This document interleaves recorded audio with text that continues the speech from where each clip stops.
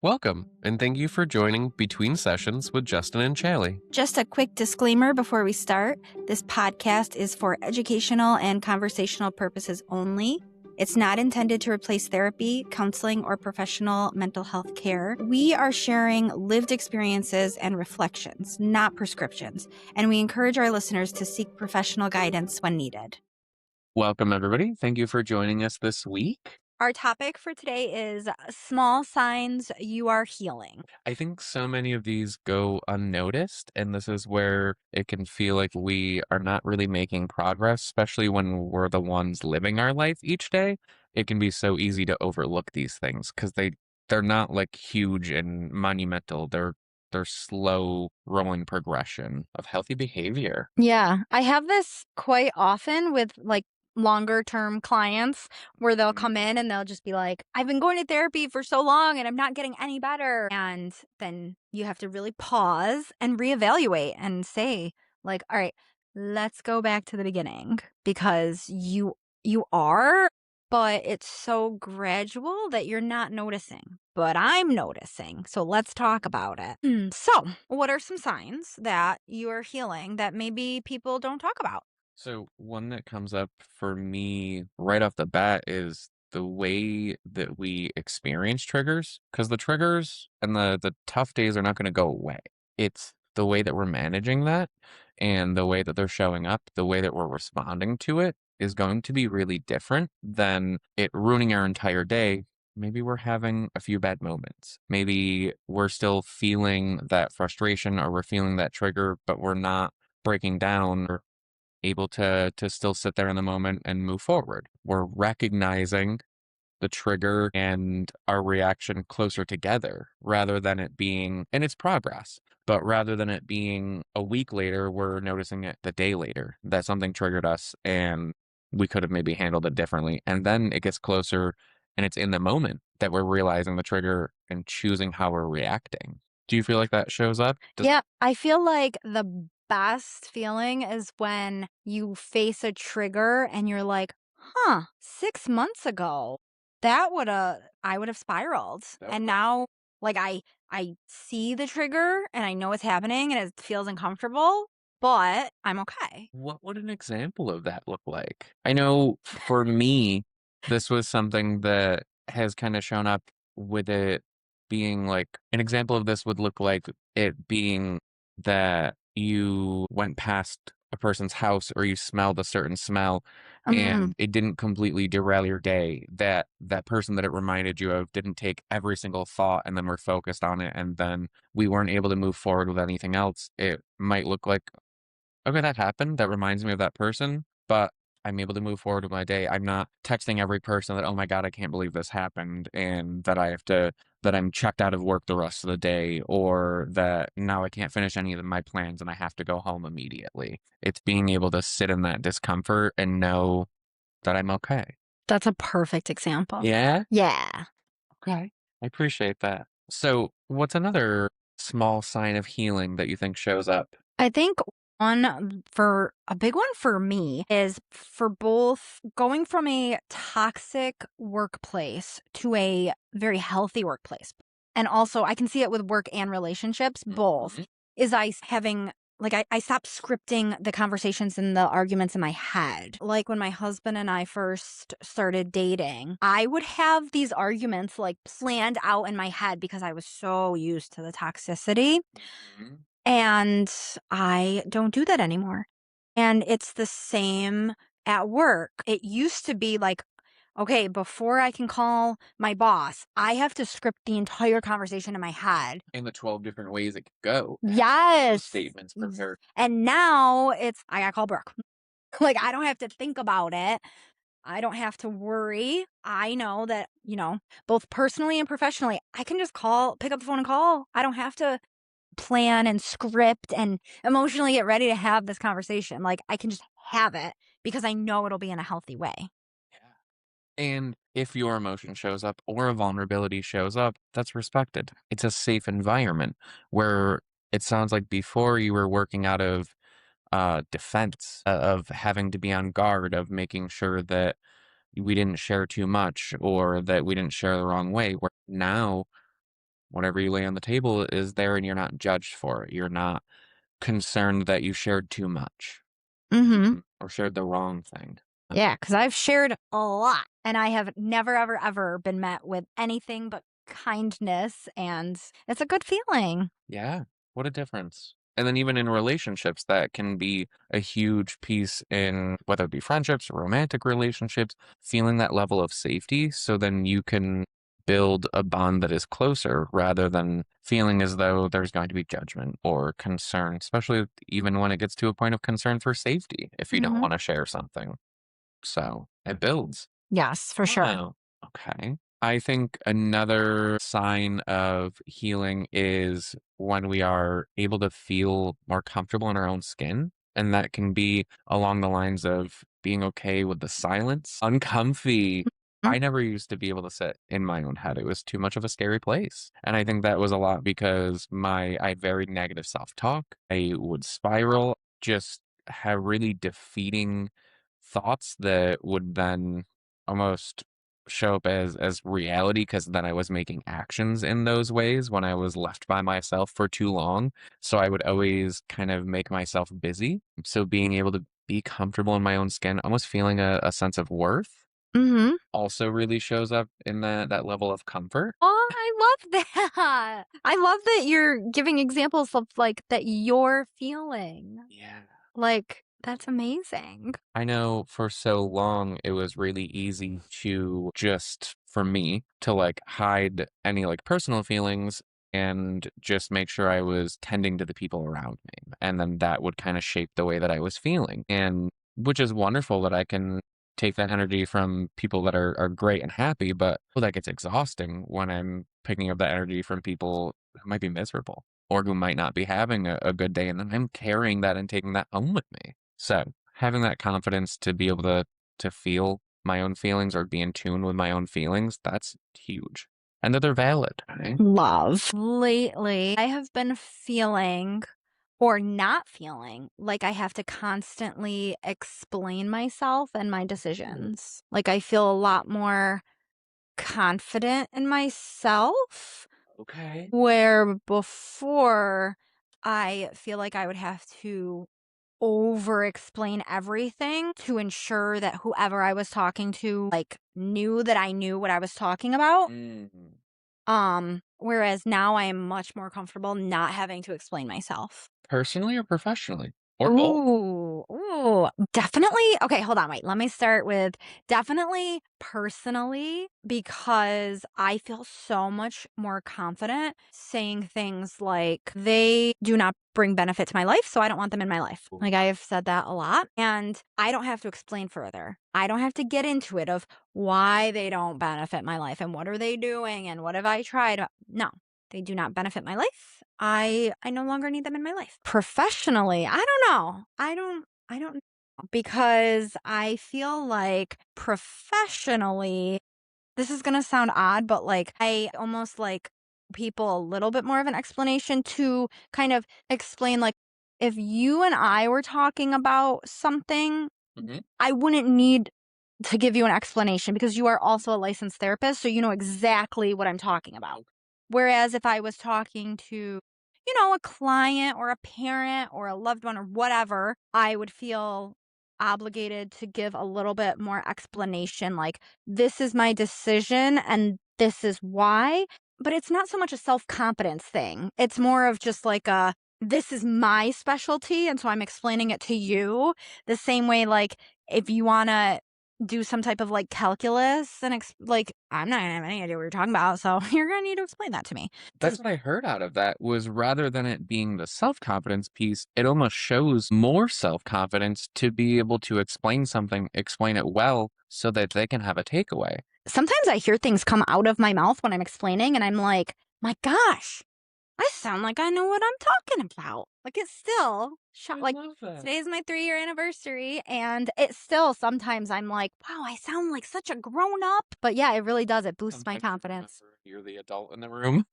Yes. Like, when they're like, "Oh, we should consult the mental health expert." And I'm like, "Yeah, we should."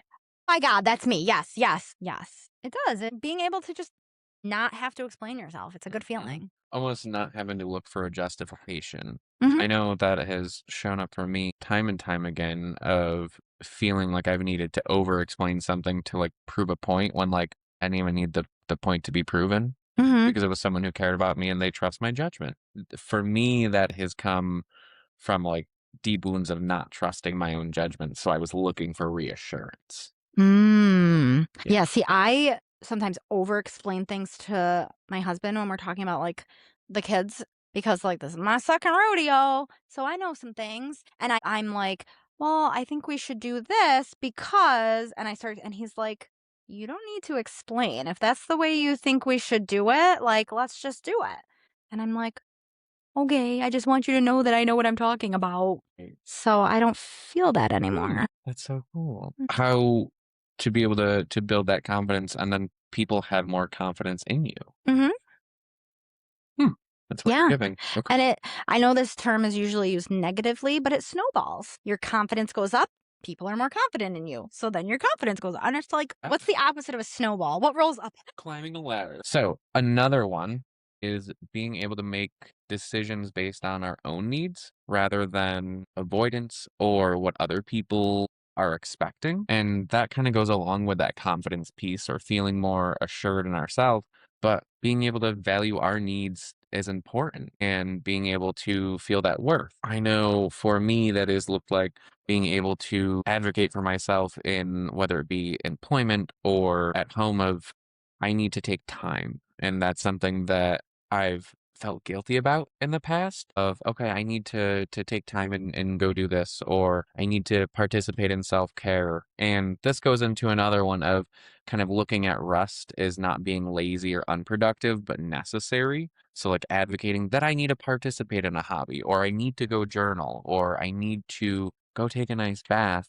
Those are things that are necessary to my well-being, and if I am not doing those things that pour into me, I can't show up for myself or the people around me. Identifying those as needs rather than putting them on the back burner. When you said that, I thought of a really like silly example for me is like at home, like just making decisions to avoid conflict. But when you're healing, there may not be a conflict that needs to be avoided. And my example is like what to eat for dinner. Like it seems so silly, but like if my husband's like, hey, I think I'm going to make burgers tonight, old me would just be like, sure, yeah, that sounds good because I want to avoid conflict. I don't want it to be like, well, then what do you effing want? And you know what I mean? Like, and so now I'm like, I'm not really feeling burgers. What else can we do? Knowing that, like, I can make that decision and I don't have to just go along with it to try to avoid a conflict. That's what popped in my head when you said that. Yeah,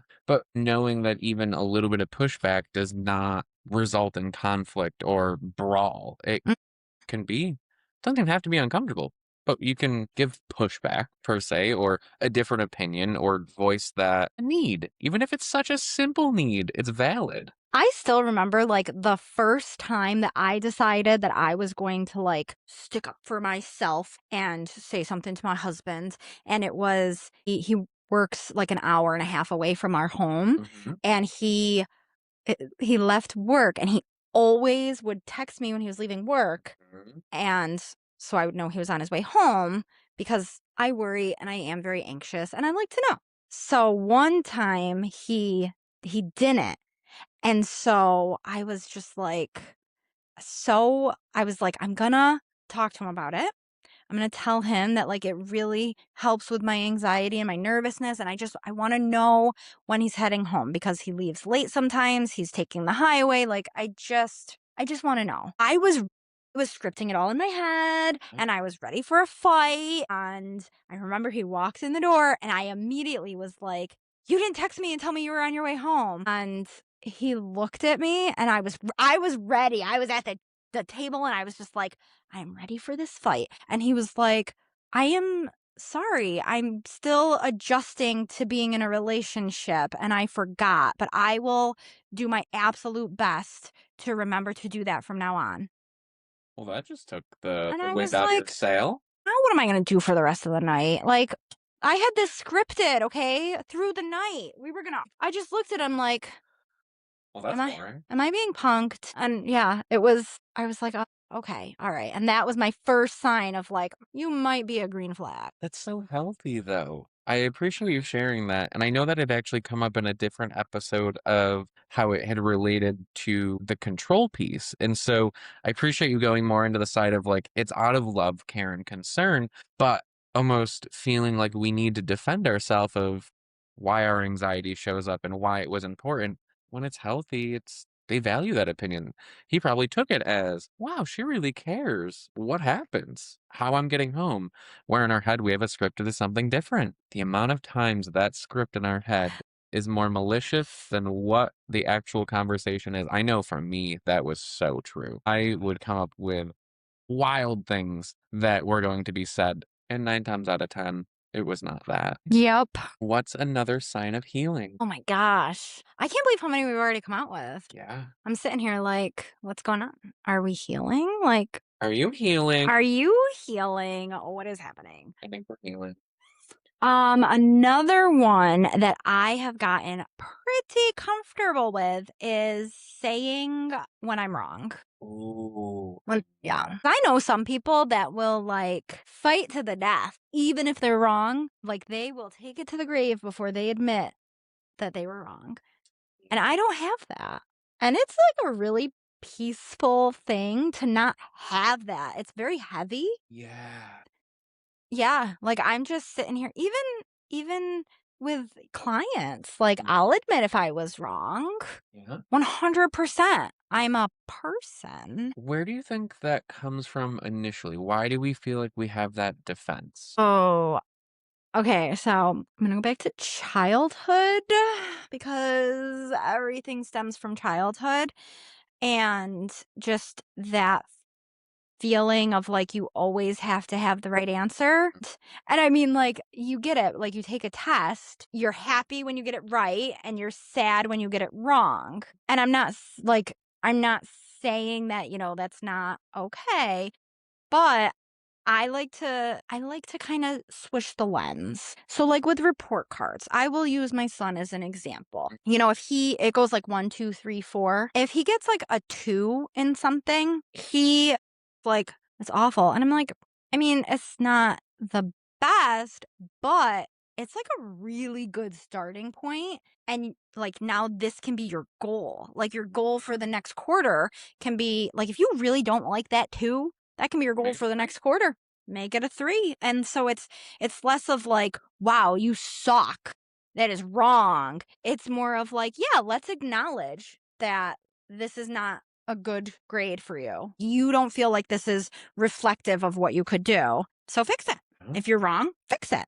I think for me, wrong was looked at as just wrong, not opportunity to improve, where that's exactly where you went with that, even specifically in grades, but can be in conversations, can be in healthy arguments that there's not always a right and a wrong answer. And I think for so long, I was in the lens of black or white thinking or all or nothing, that it was either right or wrong. And well, I don't wanna be wrong because, well, for me, if I'm wrong, then I'm bad, and Mhm. that's how quickly it would spiral, and then, well, what else am I wrong about? So, I would defend that like no other. I'd die on that hill, even if the worst was, like, mid-argument or mid-conversation realizing I was wrong, but then, like, still going because I'm committed at this point. Have Yes. to prove this point. Even there's no point to prove because 'cause I've already realized it's wrong, but I've made this much of a scene.